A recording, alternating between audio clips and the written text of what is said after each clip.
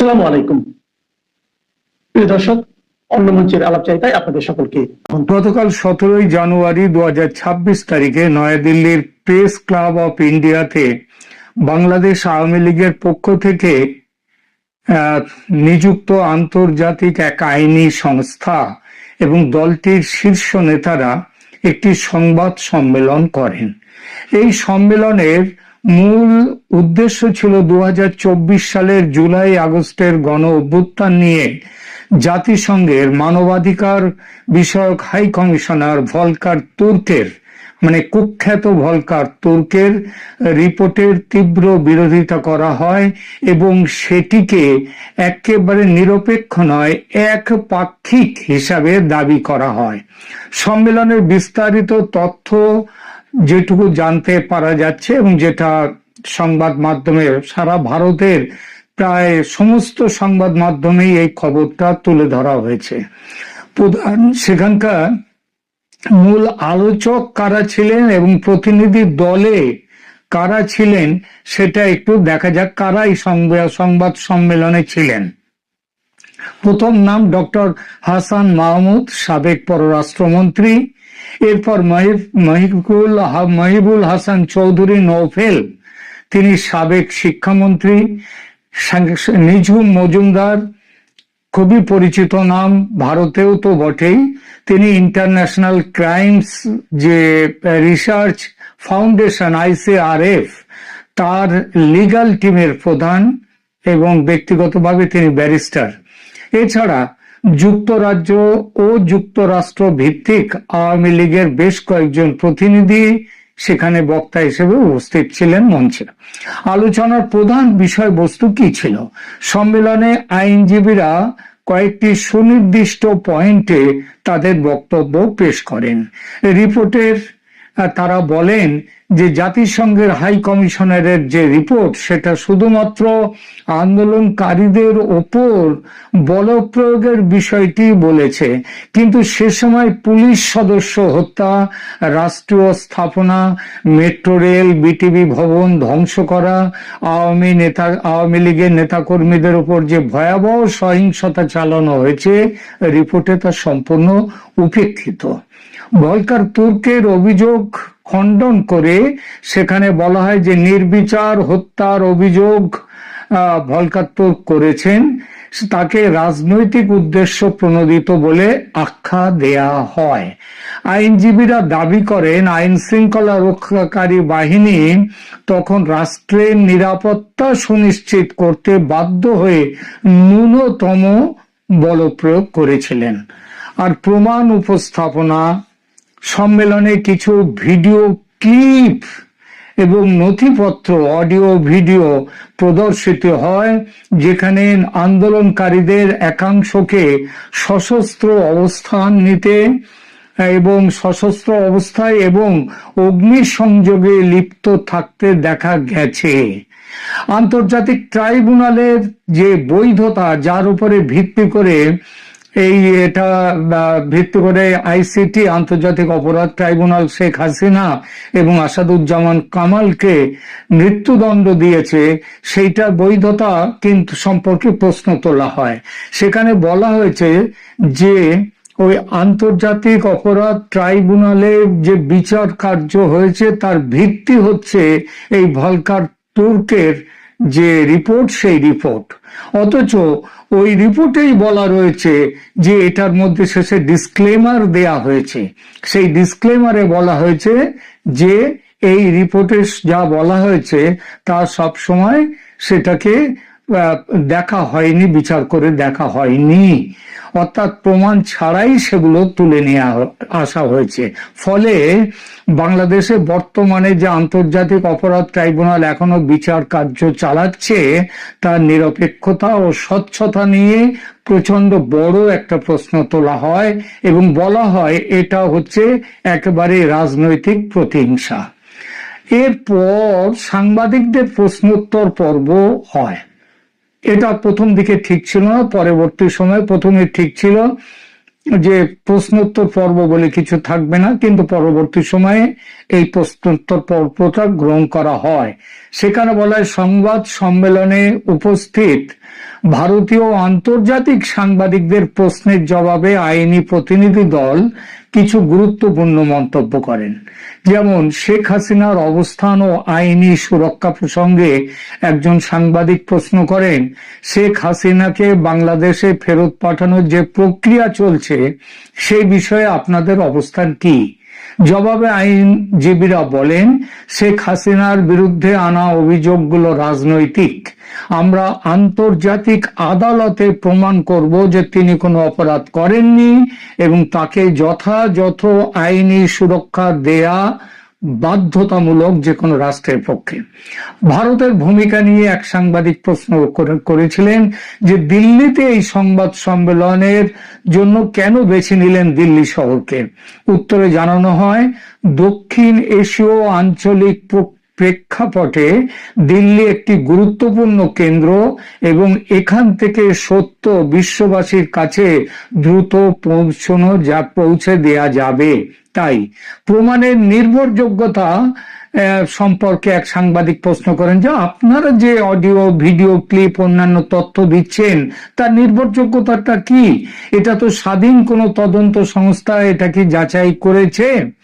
এই প্রশ্নের উত্তরে জানানো হয় যে তারা নিজস্ব স্তরে ফরেনসিক ও তথ্য সংগ্রহকারী দলের মাধ্যমে এসব তথ্য প্রমাণ একত্রিত করেছেন এবং তারা এটাও বলেন এই সম্পর্কে যারা প্রশ্ন তুলবে উপযুক্ত কর্তৃপক্ষকে তারা এর উপযুক্ত প্রমাণ দিতে পারবেন।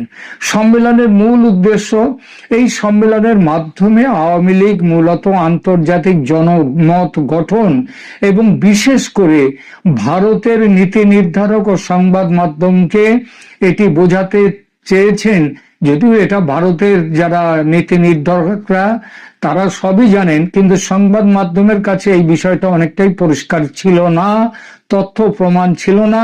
আমি অনেকটাই বলতে শুনেছি হাসিনার আমলে, শেখ হাসিনার আমলে অনেক এক্সট্রা জুডিশিয়াল কিলিং ইত্যাদি হয়েছে। ওই যে আয়না ঘট্টরের গল্পগুলো অনেকের কাছে আমি শুনেছি, কিন্তু এটা যে 2024 সালের আগস্টের যে পট পরিবর্তন, এটা কোনো সাধারণ অভ্যুত্থান ছিল না, গভীর ষড়যন্ত্র ছিল এবং যেসব সেই ষড়যন্ত্রের উদ্দেশ্যে অনেক মিথ্যা ছড়ানো হয়েছে শেখ হাসিনার আমল সম্পর্কে।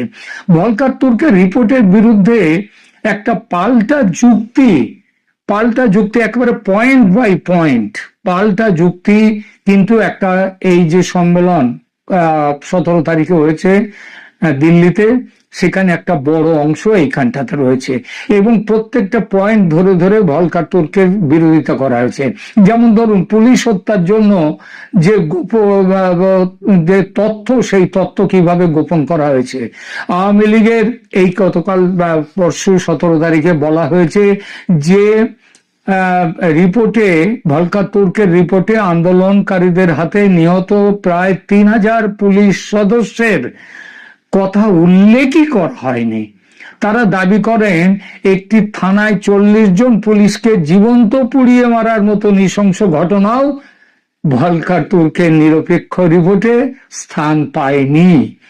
আওয়ামী লীগ কর্মীদের উপর নির্যাতন, সেই প্রসঙ্গে বলা হয়েছে 5 আগস্টের পর সারা দেশে আওয়ামী লীগের নেতা কর্মী ও হিন্দুদের উপর যে ভয়াবহ সহিংসতা চালানো হয়েছে তার বিন্দু মাত্র এই রিপোর্টে, ভলকার তুর্কের রিপোর্টে নেই। যেটুকু আছে সেটা অত্যন্ত গৌণ করে দেখানো হয়েছে বা এড়িয়ে যাওয়া হয়েছে। তারপর যে কোনো বিচার, একটা রিপোর্ট দিতে গেলে দুই পক্ষের কথা শুনে তারপরে রিপোর্টটা দিতে হয়, কিন্তু সেটা একদমই করা হয়নি। হাসান মাহমুদ এবং মহিবুল হাসান চৌধুরী যে নৌফেল, তিনি দাবি করেন যে জাতিসংঘ প্রতিনিধি দল তাদের সাক্ষাৎকার নিলেও রিপোর্টে তাদের বক্তব্য, ঘটনার ব্যাখ্যা অন্তর্ভুক্ত করা হয়নি। ফলে রিপোর্টটি ত্রুটিপূর্ণ, উদ্দেশ্য প্রণোদিত। হতাহতের সংখ্যা নিয়ে প্রশ্নগুলো ওঠা হয়।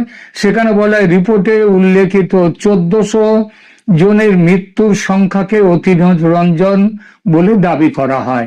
এর বড় একটা অংশই ছিল আওয়ামী লীগ কর্মী ও আইন শৃঙ্খলা বাহিনীর সদস্যদের হত্যা কাণ্ড, যাদের কথা গোপন রাখা হয়েছে। আন্তর্জাতিক আদালতে নালিশ ও পরবর্তী পদক্ষেপ কি হতে পারে এটাও এখানে জানিয়ে দেওয়া হয়েছে। আওয়ামী লীগ এবং তাদের প্রতিনিধিরা বলেন যে তারা এই রিপোর্টের বিরুদ্ধে, মানে ভলকার তুর্কের রিপোর্টের বিরুদ্ধে তাদের সমস্ত উত্থাপিত প্রমাণ, তথ্য প্রমাণ নিয়ে বিশ্ব মঞ্চে সোচ্চার হবেন, জাতিসংঘে নালিশ করবেন এই ভলকার তুর্কের বিরুদ্ধে, তার রিপোর্টের বিরুদ্ধে। এরপর আন্তর্জাতিক আদালত, ইন্টারন্যাশনাল ক্রিমিনাল যে কোর্ট যেটা, তারা সেখানে আইসিসিতে তারা দাবি করেছেন যে 5 আগস্ট পরবর্তী সময়ে যে গণহত্যা ও মানবাধিকার লঙ্ঘন হয়েছে তার প্রমাণ নিয়ে তারা আন্তর্জাতিক আদালতে যাবেন। হোয়াইট পেপার প্রকাশ করা, শ্বেতপত্র প্রকাশ করার কথাও হয়েছে। তারা বলেছেন যে এবার আওয়ামী লীগের পক্ষ থেকে একটি পূর্ণাঙ্গ তথ্যচিত্র শ্বেতপত্রের আকারে তৈরি করা হচ্ছে, যা আন্তর্জাতিক সংবাদ মাধ্যম ও মানবাধিকার সংস্থাগুলোকে দেয়া হবে। বিদেশি সাংবাদিকদের নিয়ে প্রেস মিট করবার একটা কথাও এখানে সম্মেলনে জানানো হয়, যে আওয়ামী লীগ একটি গ্লোবাল ক্যাম্পেইন বা বিশ্বব্যাপী প্রচারের একটা পরিকল্পনা করেছে। এই প্রচার খুব শীঘ্রই লন্ডন, জেনেভা এবং ওয়াশিংটনে বিদেশি সাংবাদিকদের নিয়ে এই প্রচার, বড় ধরনের সংবাদ সম্মেলন করার প্রস্তুতি চলছে। উদ্দেশ্য হলো কি?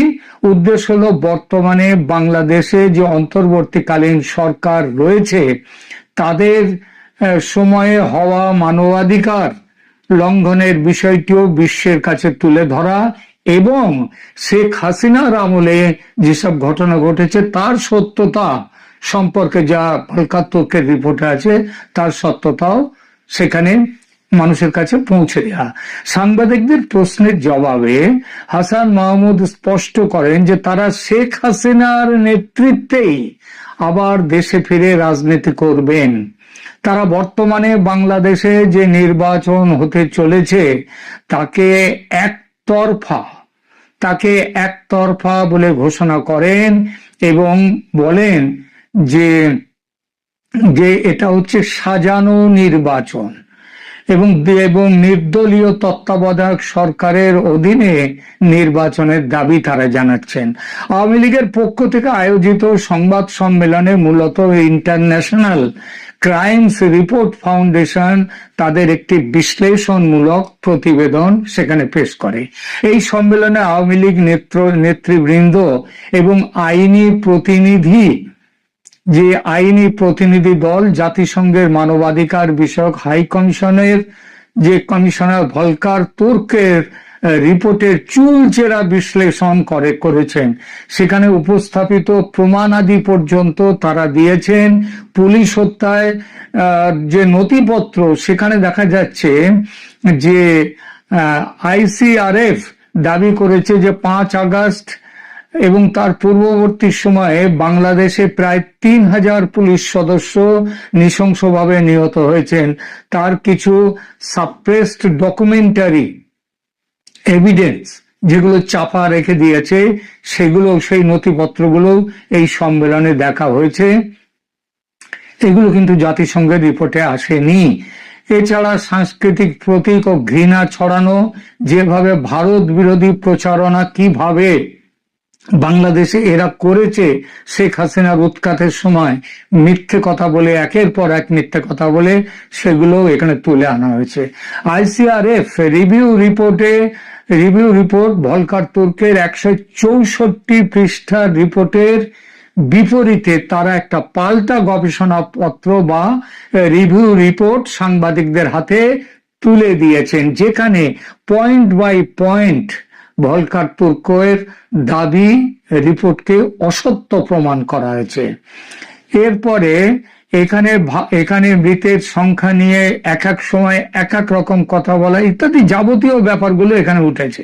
মূল প্রশ্ন হলো সেখানে এমন যে শিশু হত্যা, শিশুদের উপরে সহিংসতার কথা বলা হয়েছে রিপোর্টে, সেখানে বলা হয়েছে যে 12-13% ছিল শিশু, কিন্তু তার পাল্টা যুক্তি দেয়া হয়েছে এই পরিসংখ্যানের কোনো ফরেনসিক বা নির্ভরযোগ্য নিরপেক্ষ প্রমাণ নেই।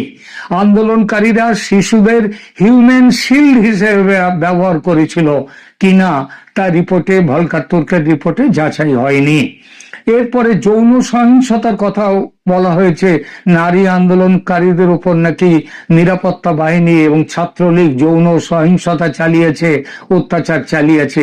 এর বিপক্ষে বলা হয়েছে এটা একবারে ডাহা মিথ্যা, ডাহা, বিন্দু মাত্র সেখানে কোনো সত্যতা নেই। এটা কাল্পনিক অভিযোগ, কোনো সুনির্দিষ্ট ভুক্তভোগীর বা মেডিকেল রিপোর্ট ছাড়াই গুরুতর অভিযোগ আনা হয়েছে। সম্মেলনে জানানো হয়েছে যে এরপর তারা আওয়ামী লীগের পক্ষ থেকে বিশ্বব্যাপী প্রচার অভিযান সেটা চালানো জোরদার চালিয়ে যাবেন। এইটা কেন চালানো হচ্ছে? গত 1.5 বছর ধরে কিন্তু আমরা দেখেছি আওয়ামী লীগ অনেকটাই যেন কি বলবো, যেন ঠিক সেভাবে তারা সেইভাবে বাইরে বেরিয়ে আসেনি, খোলস ছাড়তে পারেনি। কিন্তু এইবার খোলস ছেড়েছে, কারণ যে মুহূর্তে সারা পৃথিবীতে দেখা যাচ্ছে একটা চাপ আসছে ইউনূস সরকারের উপর নিরপেক্ষ একটা নির্বাচন করবার জন্য, অন্তর্ভুক্তিমূলক নির্বাচন করার জন্য, এমনকি আমেরিকার তরফ থেকে, ভারতের তরফ থেকে তো বটেই, আমেরিকার তরফ থেকে পর্যন্ত চাপ এসেছে ইউনূস সরকারের পদত্যাগ করার, পদত্যাগের পর কেয়ারটেকার সরকার গঠন। এমনকি এই প্রশ্ন উঠে এসছে যে কেয়ারটেকার সরকারের প্রধান হিসেবে শেখ হাসিনা ফিরে আসবেন, কারণ দেশে তিনি হচ্ছেন ডি জোরে তিনি প্রধানমন্ত্রী এখনো আছেন, কিন্তু ডিফ্যাক্টো প্রধানমন্ত্রী অর্থাৎ ক্ষমতায় রয়েছে ইউনূস সম্পূর্ণ অবৈধভাবে। সুতরাং সারা পৃথিবীর সামনে আওয়ামী লীগ এই যে একবার কি বলবো হঠাৎ নয়, এই যে জেগে উঠলো, এটা আওয়ামী লীগের পক্ষে ভালো। এবং আরো একটা বড় কথা, 12ই ফেব্রুয়ারি নির্বাচন হয়তো হতে যাচ্ছে না, বন্ধ হয়ে যাবে, আওয়ামী লীগের কে নিয়ে নির্বাচন হবে এবং কেয়ারটেকার সরকারের অধীনে, সেটা কিন্তু জোর কদমে এগিয়ে চলেছে।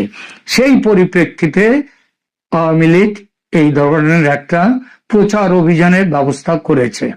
এবং বাংলাদেশে যারা আছেন, যারা অনেকেই সত্যিটা জানেন না, তাদের কাছে আমার এই ভিডিওতে সমস্ত পয়েন্ট, এক এক করে সমস্ত পয়েন্ট আমি কিন্তু নিয়ে এলাম। দয়া করে ভিডিওটা দেখুন, ছড়িয়ে দিন মানুষের মধ্যে। নইলে আওয়ামী লীগের জন্য আপনি যদি সত্যিকারের কিছু করতে চান, এইটা হবে কিন্তু তার বড় প্রমাণ। মানুষকে জানান সত্যিটা। এখনকার মতো এখানেই রাখছি। গতকাল 17ই জানুয়ারি 2026 তারিখে নয়াদিল্লির প্রেস ক্লাব অফ ইন্ডিয়াতে বাংলাদেশ আওয়ামী লীগের পক্ষ থেকে নিযুক্ত আন্তর্জাতিক এক আইনি সংস্থা এবং দলটির শীর্ষ নেতারা একটি সংবাদ সম্মেলন করেন। এই সম্মেলনের মূল উদ্দেশ্য ছিল 2024 সালের জুলাই আগস্টের গণ অভ্যুত্থান নিয়ে জাতিসংঘের মানবাধিকার বিষয়ক হাই কমিশনার ভলকার তুর্কের, মানে কুখ্যাত ভলকার তুর্কের রিপোর্টের তীব্র বিরোধিতা করা হয় এবং সেটিকে একেবারে নিরপেক্ষ নয়, একপাক্ষিক হিসাবে দাবি করা হয়। সম্মেলনের বিস্তারিত তথ্য যেটুকু জানতে পারা যাচ্ছে এবং যেটা সংবাদ মাধ্যমে, সারা ভারতের প্রায় সমস্ত সংবাদ মাধ্যমেই এই খবরটা তুলে ধরা হয়েছে। প্রধান সেখানকার মূল আলোচক কারা ছিলেন এবং প্রতিনিধি দলে কারা ছিলেন সেটা একটু দেখা যাক, কারা এই সংবাদ সম্মেলনে ছিলেন। প্রথম নাম ডক্টর হাসান মাহমুদ, সাবেক পররাষ্ট্রমন্ত্রী। এরপর মহিবুল হাসান চৌধুরী নৌফেল, তিনি সাবেক শিক্ষামন্ত্রী। নিঝুম মজুমদার, খুবই পরিচিত নাম, ভারতেও তো বটেই, তিনি ইন্টারন্যাশনাল ক্রাইমস যে রিসার্চ ফাউন্ডেশন ICRF তার লিগ্যাল টিমের প্রধান এবং ব্যক্তিগতভাবে তিনি ব্যারিস্টার। এছাড়া যুক্তরাজ্য ও যুক্তরাষ্ট্র ভিত্তিক আওয়ামী লীগের বেশ কয়েকজন প্রতিনিধি সেখানে বক্তা হিসেবে উপস্থিত ছিলেন মঞ্চে। আলোচনার প্রধান বিষয়বস্তু কি ছিল? সম্মেলনে আইনজীবীরা কয়েকটি সুনির্দিষ্ট পয়েন্টে তাদের বক্তব্য পেশ করেন। রিপোর্টের তারা বলেন যে জাতিসংঘের হাই কমিশনারের যে রিপোর্ট সেটা শুধুমাত্র আন্দোলনকারীদের ওপর বলপ্রয়োগের বিষয়টি বলেছে, কিন্তু সে সময় পুলিশ সদস্য হত্যা, রাষ্ট্রীয় স্থাপনা, মেট্রো রেল, বিটিভি ভবন ধ্বংস করা, আওয়ামী লীগের নেতাকর্মীদের উপর যে ভয়াবহ সহিংসতা চালানো হয়েছে রিপোর্টে তা সম্পূর্ণ উপেক্ষিত। ভলকার তুর্কের অভিযোগ খণ্ডন করে সেখানে বলা হয় যে নির্বিচার হত্যার অভিযোগ ভলকার তুর্ক করেছেন, তাকে রাজনৈতিক উদ্দেশ্য প্রণোদিত বলে আখ্যা দেয়া হয়। আইনজীবীরা দাবি করেন আইন শৃঙ্খলা রক্ষাকারী বাহিনী তখন রাষ্ট্রের নিরাপত্তা সুনিশ্চিত করতে বাধ্য হয়ে ন্যূনতম বলপ্রয়োগ করেছিলেন। আর প্রমাণ উপস্থাপনা, সম্মেলনে কিছু ভিডিও ক্লিপ এবং নথিপত্র, অডিও ভিডিও প্রদর্শিত হয় যেখানে আন্দোলনকারীদের একাংশকে সশস্ত্র অবস্থান নিতে এবং সশস্ত্র অবস্থায় এবং অগ্নিসংযোগে লিপ্ত থাকতে দেখা গেছে। আন্তর্জাতিক ট্রাইব্যুনালের যে বৈধতা, যার উপরে ভিত্তি করে আইসিটি আন্তর্জাতিক অপরাধ ট্রাইব্যুনাল শেখ হাসিনা এবং আসাদুজ্জামান কামালকে মৃত্যুদণ্ড দিয়েছে, সেইটার বৈধতা কিন্তু সম্পর্কে প্রশ্ন তোলা হয়। সেখানে বলা হয়েছে যে ওই আন্তর্জাতিক অপরাধ ট্রাইব্যুনালে যে বিচার কার্য হয়েছে তার ভিত্তি হচ্ছে এই ভলকার তুর্কের যে রিপোর্ট, সেই রিপোর্ট। অথচ ওই রিপোর্টেই বলা রয়েছে যে এটার মধ্যে শেষে ডিসক্লেমার দেয়া হয়েছে।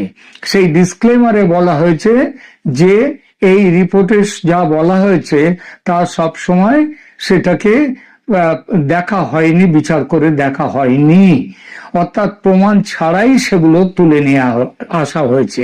ফলে বাংলাদেশে বর্তমানে যে আন্তর্জাতিক অপরাধ ট্রাইব্যুনাল এখনো বিচার কার্য চালাচ্ছে তার নিরপেক্ষতা ও স্বচ্ছতা নিয়ে প্রচন্ড বড় একটা প্রশ্ন তোলা হয় এবং বলা হয় এটা হচ্ছে একেবারে রাজনৈতিক প্রতিহিংসা। এরপর সাংবাদিকদের প্রশ্নোত্তর পর্ব হয়। এটা প্রথম দিকে ঠিক ছিল না, পরবর্তী সময় প্রথমে ঠিক ছিল যে প্রশ্নোত্তর পর্ব বলে কিছু থাকবে না, কিন্তু পরবর্তী সময়ে এই প্রশ্নোত্তর পর্বটা গ্রহণ করা হয়। সেখানে বলা হয় সংবাদ সম্মেলনে উপস্থিত ভারতীয় আন্তর্জাতিক সাংবাদিকদের প্রশ্নের জবাবে আইনি প্রতিনিধি দল কিছু গুরুত্বপূর্ণ মন্তব্য করেন। যেমন শেখ হাসিনার অবস্থান ও আইনি সুরক্ষা প্রসঙ্গে একজন সাংবাদিক প্রশ্ন করেন, শেখ হাসিনাকে বাংলাদেশে ফেরত পাঠানোর যে প্রক্রিয়া চলছে সেই বিষয়ে আপনাদের অবস্থান কি? জবাবে আইনজীবীরা বলেন, শেখ হাসিনার বিরুদ্ধে আনা অভিযোগগুলো রাজনৈতিক। আমরা আন্তর্জাতিক আদালতে প্রমাণ করব যে তিনি কোনো অপরাধ করেননি এবং তাকে যথাযথ আইনি সুরক্ষা দেয়া বাধ্যতামূলক যে কোনো রাষ্ট্রের পক্ষে। ভারতের ভূমিকা নিয়ে এক সাংবাদিক প্রশ্ন করেছিলেন যে দিল্লিতে এই সংবাদ সম্মেলনের জন্য কেন বেছে নিলেন দিল্লি শহরকে?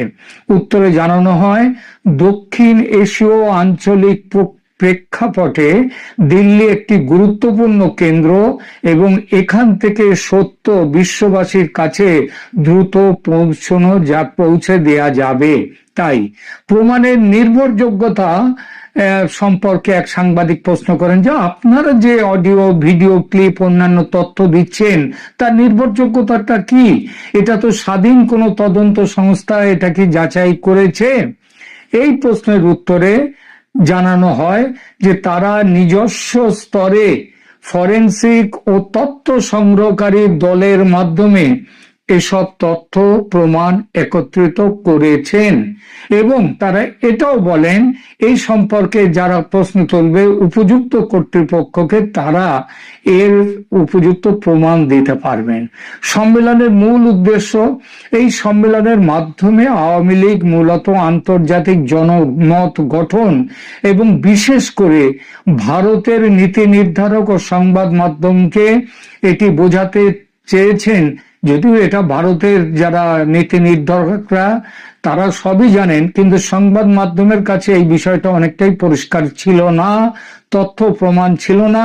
আমি অনেককেই বলতে শুনেছি হাসিনার আমলে, শেখ হাসিনার আমলে অনেক এক্সট্রা জুডিশিয়াল কিলিং ইত্যাদি হয়েছে, ওই যে আয়না ঘট্টরের গল্পগুলো অনেকের কাছে আমি শুনেছি।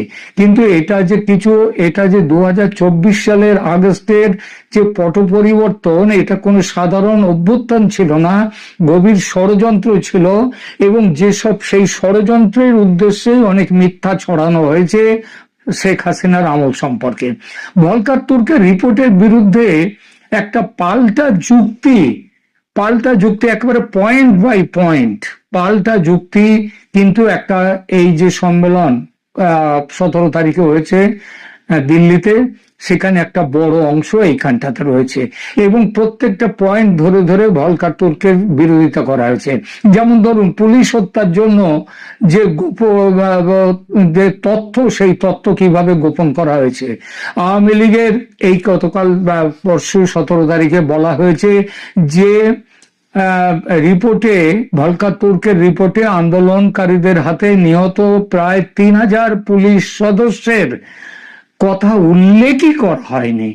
তারা দাবি করেন একটি থানায় 40 জন পুলিশকে জীবন্ত পুড়িয়ে মারার মতো নৃশংস ঘটনাও ভলকার তুর্কের নিরপেক্ষ রিপোর্টে স্থান পায়নি।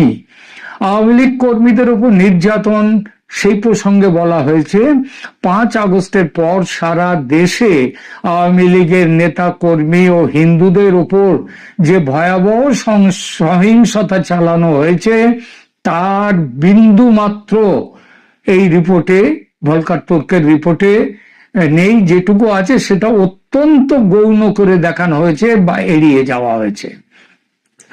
তারপর যে কোনো বিচার, একটা রিপোর্ট দিতে গেলে দুই পক্ষের কথা শুনে তারপরে রিপোর্টটা দিতে হয়, কিন্তু সেটা একদমই করা হয়নি। হাসান মাহমুদ এবং মহিবুল হাসান চৌধুরী যে নৌফেল, তিনি দাবি করেন যে জাতিসংঘ প্রতিনিধি দল তাদের সাক্ষাৎকার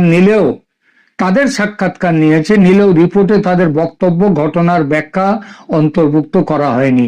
ফলে রিপোর্টটি ত্রুটিপূর্ণ, উদ্দেশ্য প্রণোদিত। হতাহতের সংখ্যা নিয়ে প্রশ্নগুলো ওঠা হয়। সেখানে বলা হয় রিপোর্টে উল্লেখিত 1400 জনের মৃত্যুর সংখ্যাকে অতিরঞ্জন বলে দাবি করা হয়।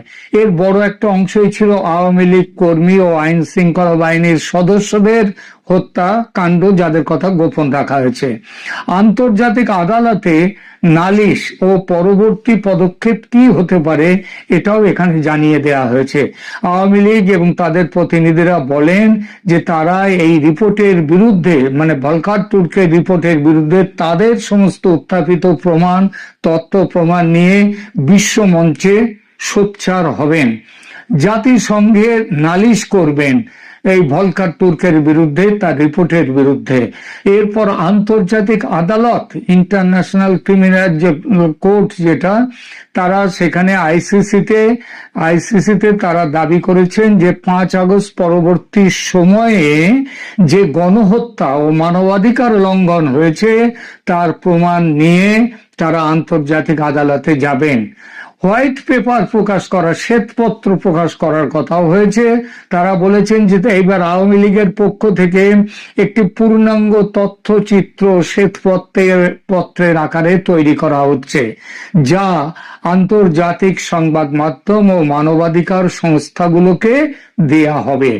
বিদেশি সাংবাদিকদের নিয়ে প্রেস মিট করবার একটা কথাও এখানে সম্মেলনে জানানো হয় যে আওয়ামী লীগ একটি গ্লোবাল ক্যাম্পেইন বা বিশ্বব্যাপী প্রচারের একটা পরিকল্পনা করেছে। এই প্রচার খুব শীঘ্রই লন্ডন, জেনেভা এবং ওয়াশিংটনে বিদেশি সাংবাদিকদের নিয়ে এই প্রচার বড় ধরনের সংবাদ সম্মেলন করার প্রস্তুতি চলছে। উদ্দেশ্য হলো কি? উদ্দেশ্য হলো বর্তমানে বাংলাদেশে যে অন্তর্বর্তীকালীন সরকার রয়েছে তাদের সময়ে হওয়া মানবাধিকার লঙ্ঘনের বিষয়টিও বিশ্বের কাছে তুলে ধরা এবং শেখ হাসিনার আমলে যেসব ঘটনা ঘটেছে তার সত্যতা সম্পর্কে যা হালকা তথ্যের রিপোর্টে আছে তার সত্যতাও সেখানে মানুষের কাছে পৌঁছে দেওয়া। সাংবাদিকদের প্রশ্নের জবাবে হাসান মাহমুদ স্পষ্ট করেন যে তারা শেখ হাসিনার নেতৃত্বেই